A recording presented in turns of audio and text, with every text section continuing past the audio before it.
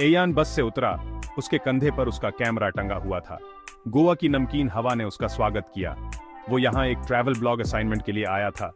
गोवा उसका कैनवास था और वो इसका असली रंग अपने कैमरे में कैद करना चाहता था। मुंबई अपने कंक्रीट जंगल और भागदौड़ भरी जिंदगी से कोसों दूर था। उसने चारों तरफ देखा, वाइब्रेंट रंगों को अपने अंदर समेटा। गोवन वास्तुकला मुंबई के स्काई स्क्रेपर्स से बिल्कुल अलग थी। हर नुक्कड़ पर पोर्चुगीज प्रभाव साफ दिखाई दे रहा था। उसे यहाँ की धीमी जिंदगी का एहसास होने लगा था।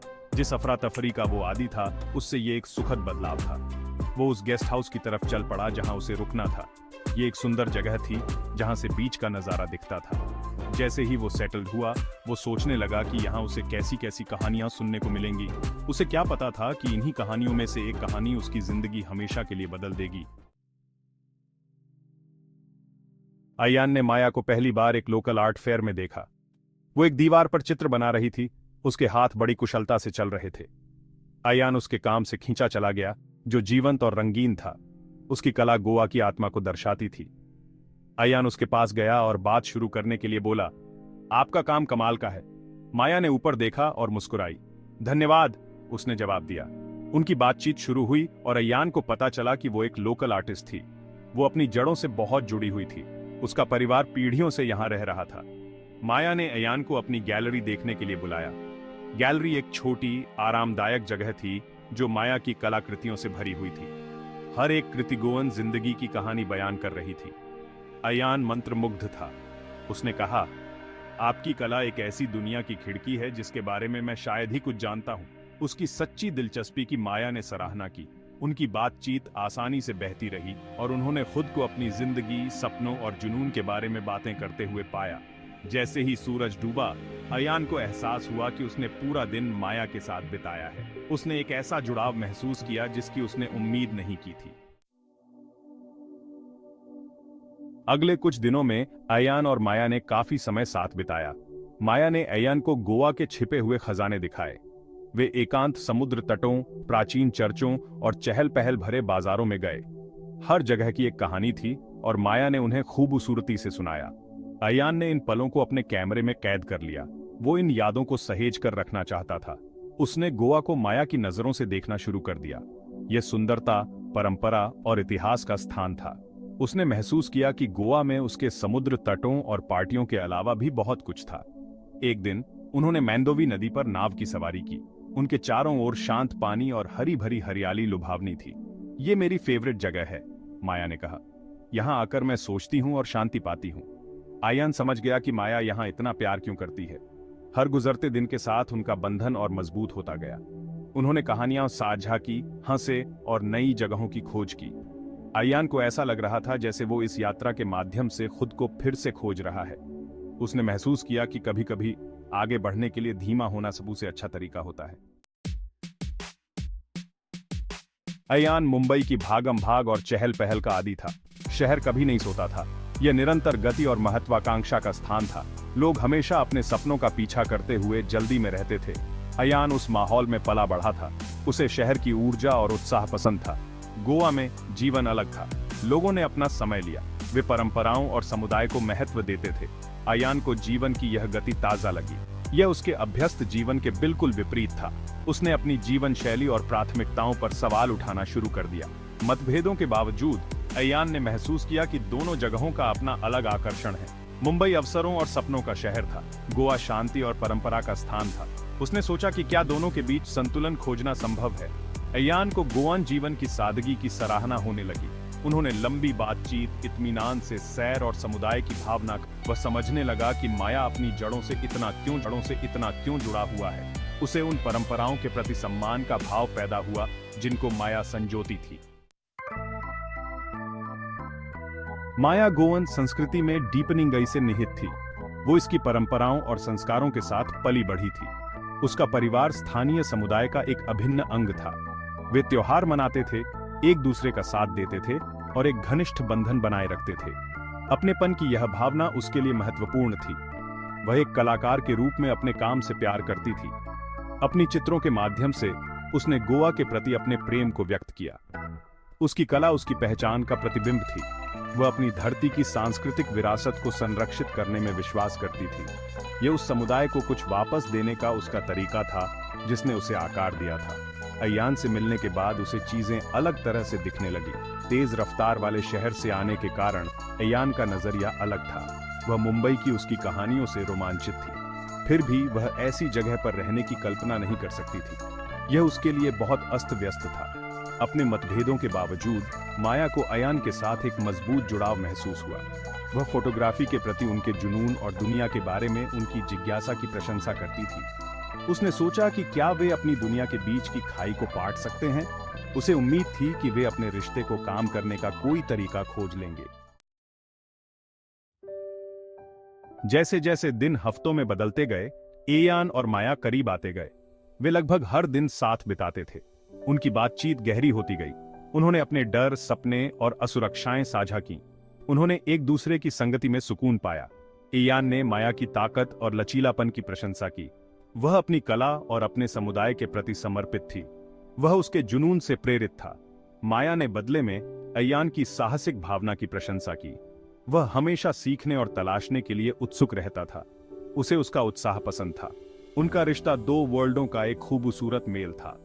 उन्होंने एक दूसरे से सीखा और साथ साथ आगे बढ़े।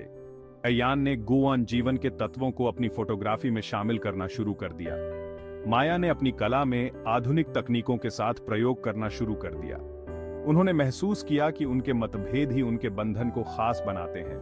वे एक दूसरे के पूरक थे। अय्यान ने माया की पारंपरिक दुनिया में आधुनिकता का स्पर्श लाया। माया ने अय्यान के तेज तर्रार जीवन में शांति का भाव लाया। उन्हें एक सही संतुलन मिल गया। जब सब कुछ एकदम सही लग रहा था, अय्यान को एक ऑफर मिला। एक प्रसिद्ध पत्रिका चाहती थी कि वह एक फोटो सीरीज के लिए अंतर्राष्ट्रीय स्तर पर यात्रा करे। यह उसके लिए एक सपने के सच होने जैसा था। यह अवसर हाथ से जाने देने के लिए बहुत अच्छा था, लेकिन इसका मतलब था गोवा और माया को पीछे छोड़ना। अय्यान का मन बंटा हुआ था। वह यह मौका नहीं गंवाना चाहता था, लेकिन वह माया को भी नहीं खोना चाहता था। उसने इस बारे में माया से चर्चा की। माया उसकी दुविधा समझ गई। वह जानती थी कि यह उसके लिए कितना महत्वपूर्ण था। फिर भी उसके जाने का विचार ही कष्टदायक था। उन्होंने इस बारे में घंटों बात की। अय्यान ने वादा किया कि वह वापस आएगा। उसने माया को आश्वासन दिया कि उनका रिश्ता खत्म नहीं होगा, लेकिन गहरे में वह चिंतित था। लंबी दूरी के रिश्ते कठिन थे। वह नहीं जानता था कि क्या वे इसे कामयाब कर पाएंगे। माया ने मजबूत बनने की कोशिश की। उसने अय्यान को अपने सपनों का पालन करने के लिए प्रोत्साहित किया, लेकिन वह उसे खोने के डर को दूर नहीं कर सकी। वह हमेशा से भाग्य में विश्वास करती थी। उसे उम्मीद थी कि अगर उनका होना तय है तो वे एक दूसरे के पास वापस आने का रास्ता खोज लेंगे। जब अय्यान अपना फैसला लेने पर विचार कर रहा था, माया को अपनी चुनौती का सामना करना पड़ा। उसकी गैलरी मुश्किल में थी। किराया बढ़ रहा था और वह इसे खुला रखने के लिए संघर्ष कर रही थी। यह उसकी पहचान और समुदाय से उसके जुड़ाव का एक महत्वपूर्ण हिस्सा था। माया अपनी गैलरी को बचाने के लिए दृढ़ थी। उसने प्रदर्शनियों और कार्यशालाओं का आयोजन किया। उसने समर्थन के लिए अन्य स्थानीय कलाकारों से संपर्क किया, लेकिन यह काफी नहीं था। गैलरी को चालू रखने के लिए उसे और धन की आवश्यकता थी।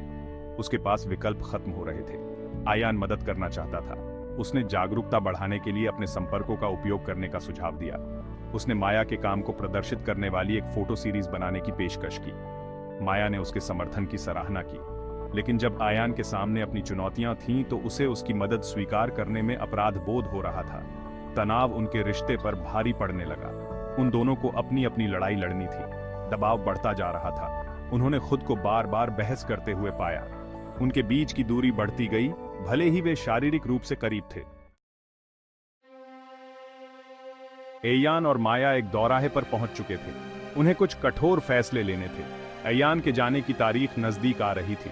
माया की गैलरी बंद होने के कगार पर थी।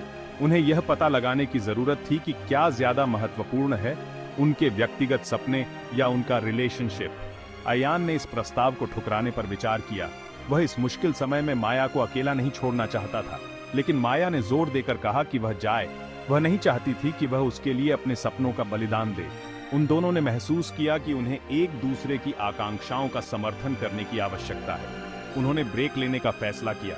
वे अभी के लिए अपने अपने लक्ष्यों पर ध्यान केंद्रित करेंगे। यह एक दर्दनाक फैसला था, लेकिन उन्हें उम्मीद थी कि यह सही था।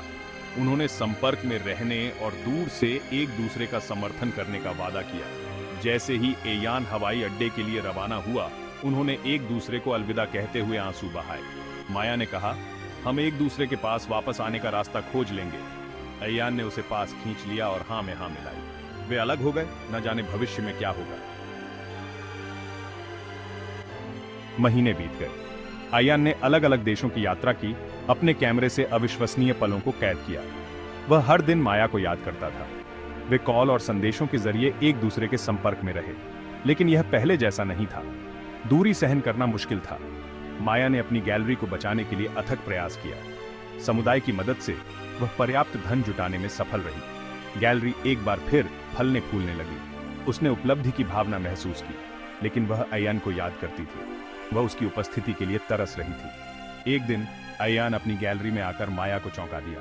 उसने अपनी यात्रा से छुट्टी ले ली थी। उसने कहा, मैं अब और दूर नहीं रह सका। माया बहुत खुश हुई। वे गले मिले। खुशी के आंसू उनके चेहरे से बह निकले। उन्होंने महसूस किया कि उनका प्यार किसी भी चुनौती से बड़ा था। उन्होंने फैसला किया कि चाहे कुछ भी हो जाए, वे इसे कामयाब करेंगे। अयान ने अपनी यात्राएं जारी रखीं, लेकिन वह हमेशा गोवा वापस लौटता रहा।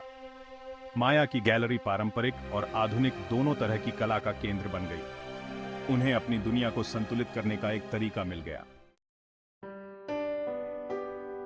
गोवा की लहरों ने उनकी यात्रा देखी थी। उन्होंने अयान और माया के रिश्ते के उतार चढ़ाव देखे थे। लहरों की तरह उनके प्यार में भी उतार चढ़ाव आए, लेकिन यह स्थिर था, हमेशा किनारे पर लौटता रहा। लहरें जीवन के उतार चढ़ाव का प्रतीक थीं। उन्होंने अयान और माया को याद दिलाया कि चाहे वे कितनी भी दूर चले जाएं, वे हमेशा एक दूसरे के पास वापस आ जाएंगे। उनका प्यार समुद्र की तरह था, विशाल, गहरा और स्थायी। अयान और माया समुद्र तट पर खड़े थे, सूरज को डूबते हुए देख रहे थे। वे हाथ पकड़े हुए थे, अपने पैरों के नीचे रेत को महसूस कर रहे थे। वे जानते थे कि उनकी यात्रा अभी खत्म नहीं हुई है, लेकिन वे इसका साथ मिलकर सामना करने के लिए तैयार थे। लहरों ने नई शुरुआत और अंतहीन प्यार के वादे किए। गोवा की लहरों के शांत आलिंगन में अयान और माया को न केवल प्यार मिला, बल्कि आत्मखोज की गहरी भावना भी मिली। उन्होंने आधुनिकता के साथ परंपरा को संतुलित करना सीखा, अपनी दुनिया के बीच एक सुंदर सामंजस्य बनाया। उनकी कहानी प्रेम की चिरस्थायी शक्ति का प्रमाण थी।